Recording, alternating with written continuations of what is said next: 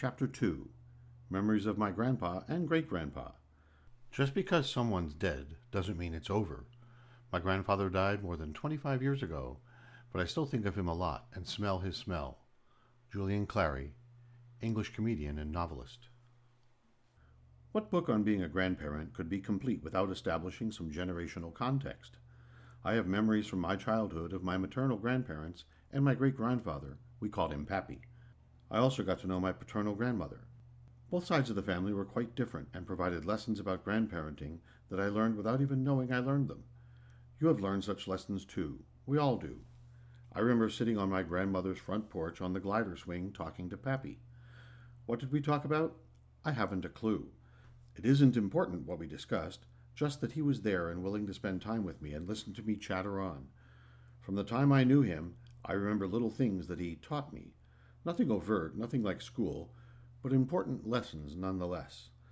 Pappy taught me things such as how to put a cork in my cork rifle and how to aim it carefully, how to eat prunes with my cornflakes in the morning at breakfast, how important breakfast was to preparing for the day. I learned how cream rises to the top of the milk bottle and how good cream tastes on cereal.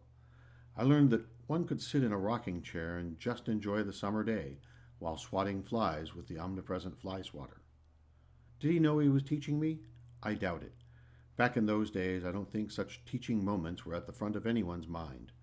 I think people just knew instinctively that it was important to pass along traditions to future generations.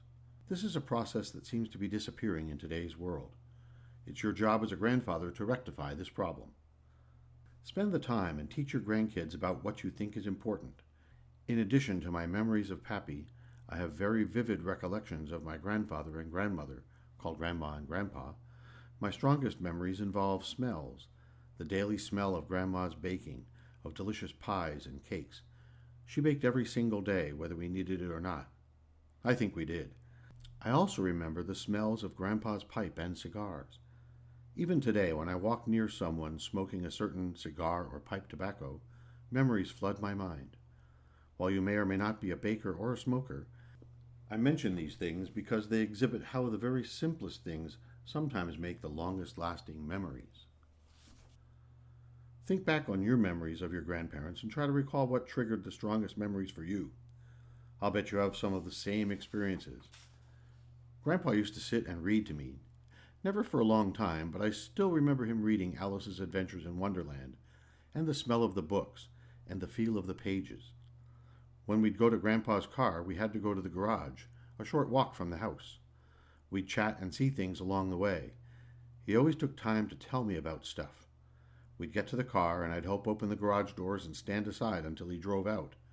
Once out, I'd climb into the front seat and sit, gasp, on a pretzel can so I could see out the window. It's astonishing that I lived this long. My maternal grandfather died before I was born. Indeed, he died shortly before my parents were married. Obviously, I never met him, but I owe my existence to him. One day, my mother and grandfather were sitting on a bench in the front yard of their summer cottage when a young man walked by. My grandfather, apparently something of a character, called out, "Isn't she pretty? And if you're not interested in her, I have 3 more daughters up in the bungalow." It seems the young man, my dad, was interested, and the rest is history. Thanks, Grandpa Woodring. Marilyn Needham.